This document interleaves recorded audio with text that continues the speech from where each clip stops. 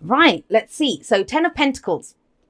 10 of Pentacles is the legacy card. It's the card that we look at as inheritances, something that we're in it for the long term, something that survives even us. It's Pentacles, it's earth energy. And I always say this, I think I said this morning on Instagram, and I'm recording this on the 3rd, and it's late afternoon on the 3rd here. Pentacles or earth energy, it's slow energy, but it's the only energy that really lasts, you know. That's why it's so slow, because we build it one brick at a time. We make it solid. And the 10 of Pentacles, it's something that has the potential to stand the test of time. This is our long-term security and stability. But I want you to think about that for a moment, because that's coming up as your underlying energy. But the way to access it, the way to kind of get this, is a new beginning in how you feel and a new beginning in how you think. And so many of the signs have been getting this. Our thoughts, our feelings are all changing, and that's understandable with Mercury retrograde. Venus is now in Scorpio. I think Venus has made it in Scorpio by now. You know, all of this kind of stuff is changing how we feel, changing what we think. So we can build, we can put in the work, we can create, we can focus on work. But if we're not happy, that Knight of Wands that came up at the beginning, right? If we're not getting something out of our experience, then is it really worth doing? Is that our legacy that we want to leave behind? So 10 of Pentacles, this week, it's amazing, because whatever you begin emotionally and logically, mentally, right, with the thoughts coming in with the Ace of Swords, something that you could be doing for quite a while here. You know, it's very interesting. So the Ace of Cups at the heart of your reading. The aces are potentials for new beginnings. Now, I always say there are doorways that get presented to us. Then it's up to us if we walk through them or not, right? And to walk through, I mean, we could have a million doorways in front of us. They mean nothing unless we do walk through them. And so with the Ace of Cups coming up, this very much asks you, what's in your cup? I've been asking people that a lot this past week, because this card's been coming up so much, everyone. And I kind of feel it's all these retrogrades. I think a lot of us have gone through this thing of, I know how I don't want to feel. And for the longest time, I don't think we knew how we wanted to feel. We knew how we didn't want to feel. We didn't know how we wanted to feel. Does that make sense? Am I just repeating the same thing? So with the Ace of Cups coming in, this is new love, new emotions. It holds the potential of the whole cycle. So we start off with our own cup, with hope, self-love, spiritual growth, emotional growth, healing energy coming in that cup. And we take it out into the world, knowing that it's going to lead to the 10 of Cups, which is the happily ever after. But it's solid. I mean, there's a solid reason behind this. You're trying to build something that is your long-term stability and security. And it can seem, I mean, straight off the bat, I can tell you, when we're trying to do this, look at this column of earth energy here. Solid, successful earth energy here. It can seem counterintuitive to kind of look at, well, how do I feel about that? Or what do I think about that? Or, you know, if we're working away at something. But that's the way to achieve it. How do you want to feel? How do you want to feel? And what's in your cup? It's something, I mean, I literally just sent someone an email just now. Oh gosh, I had to kind of take a break. That's why your reading, there's a little bit of a break between Cancer and Leo and Virgo going up.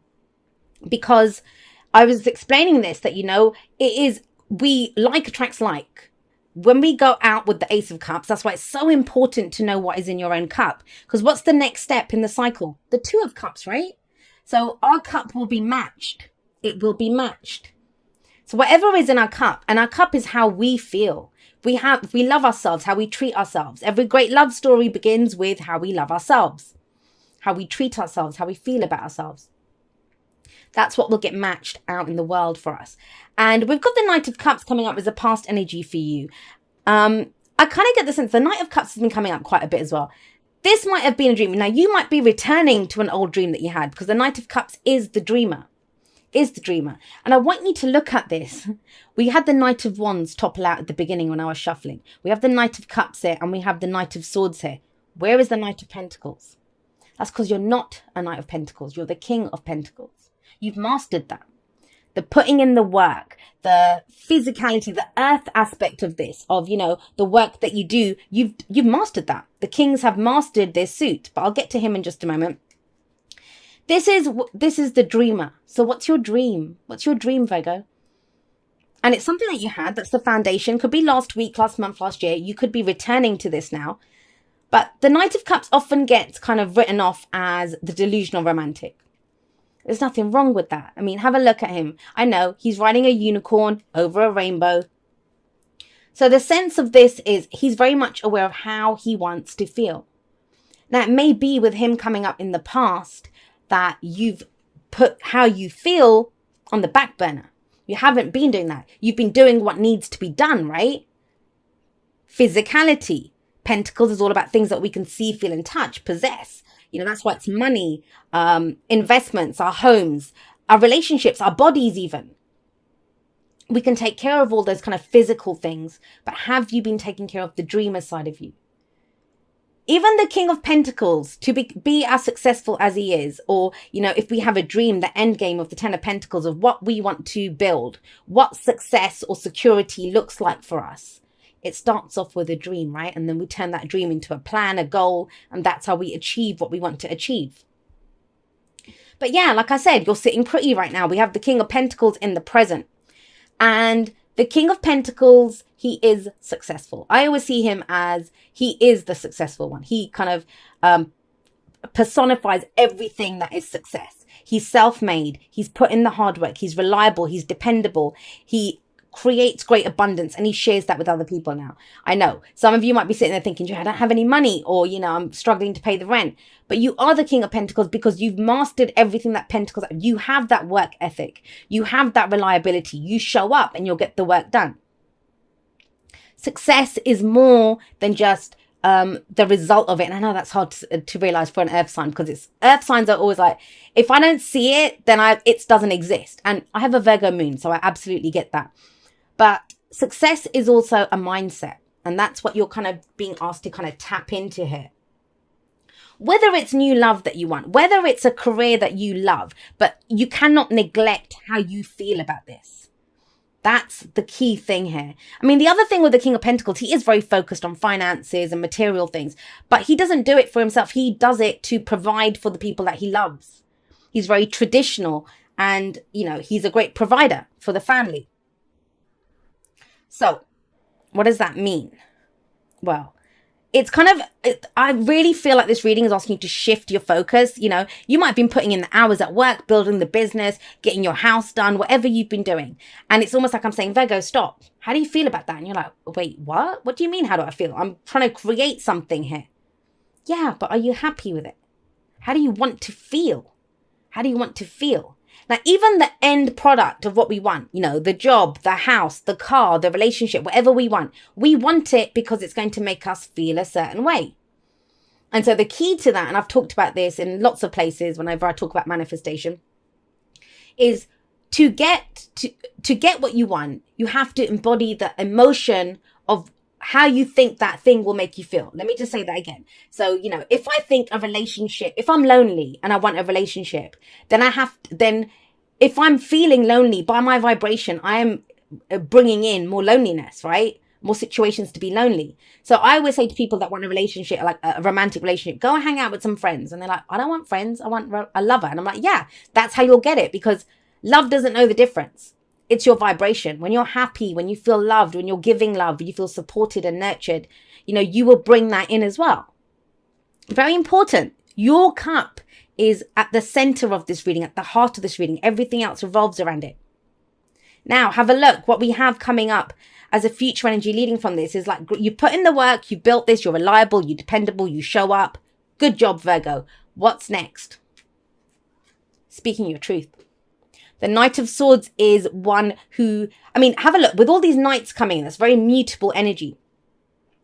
Knights are all about progress, movement. Let's go. Let's achieve something. Let's go on this mission. We're going to further this cause. That's what the knights do. He's furthering his emotional needs here.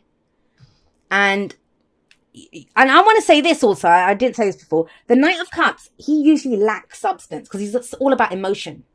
It's a good place to stop, but it's not a good place to stop. But you didn't stop there. You had the dream and you're putting in the effort for it. But next comes communication. The Knight of Swords is communication, and he fights for his truth. Swords are our thoughts, our beliefs, our ideas, and how we communicate them. And so with the Knight of Swords coming in, this is about fighting for your belief. Now, to know what your beliefs are, what your truth is, you must have a truth, right? Have a look. Have a look at what your advice is. It is the sword of truth. This is a new perspective. This is victory. It's a victory card, and it's clarity through the truth. Now, again, the aces, that's always out. So that's my cup, right? With the Ace of Cups is my cup, how I feel. And the Ace of Wands is your wand, you know. So again, if I was pulling it for myself, it'd be the Ace of Wands, my wand. All right, what's my inspiration? What's my passion? What do I want to create? The Ace of Pentacles, that's my seed. What am I trying to grow here? What am I planting to grow into this Ten of Pentacles energy? So the same with the Ace of Swords. It's what is my truth? So what is your truth, Virgo, right? And this is the Sword of Truth. And it kind of, the implication is, because we go from the Ace to the 10. And I kind of feel like I'm talking really fast as well, faster than usual. I know I talk fast anyway, but that's how the energy feels, kind of, it's rushing through. Because so there could be this urge to get up and go. He is the fastest moving knight, the Knight of Swords is. So it's that quickly implementing ideas, communicating them. And it's all to do with how you feel. So we have the head and the heart working together here. But before we can do that, the advice is, what is your truth? Before you can have these new beginnings, these new cycles that come in. And this is a change of perspective. Because as I said, the cycle is from the Ace to the 10. And so what we do with that is, well, the 10 of Swords is where that person's impaled with 10 swords, right? So to have one sword, we must cut out all the stuff that's not working, all the beliefs that don't serve us. What would you need to believe to make a dream come true? To be the dreamer? To balance, I mean, have a look. The Ace of Cups, the heart is balanced out by the Knight of Swords. And then we have the Ace of Swords, which is the head, is balanced out by the Knight of Cups. So there is this merging of the head and the heart. And you're so grounded, like, trust me on this. It's a beautiful reading. You're so grounded. You have this vision. You know what you want to create. You will show up. You will get the job done. I mean, too many people, they have this. They have the thoughts, or they don't put in the effort. They don't show up every day and get the work done. If you want different results, then you have to be willing to do something that you've never done before, right? But it's asking you to look, because you've mastered this. This is mastered. You know, this could be where you kind of feel like, I keep putting in the effort. Why am I not getting it? And it's like, well, is it in accordance with how you feel? Is it in accordance with how you think? And are you going by some old template of how you felt? Or, you know, of what you used to think? And there's fresh energy coming in there. I love this reading for you, Virgo. I really do. Thank you so much to everyone that's been there with me. Whether this is the first video that you're ever watching of mine, or whether you've been there with me from before YouTube was even a thing in the Aquarian Insight world, because I've had my website for quite a few years now. Some of you followed me on there when that was all that I was doing. I'm so blessed that you guys are all a part of my journey, and totally and completely honored that you would make me and my messages a part of your journey. I never take that for granted. So I love you guys very much. I will see you next time, but that's all for now. Goodbye.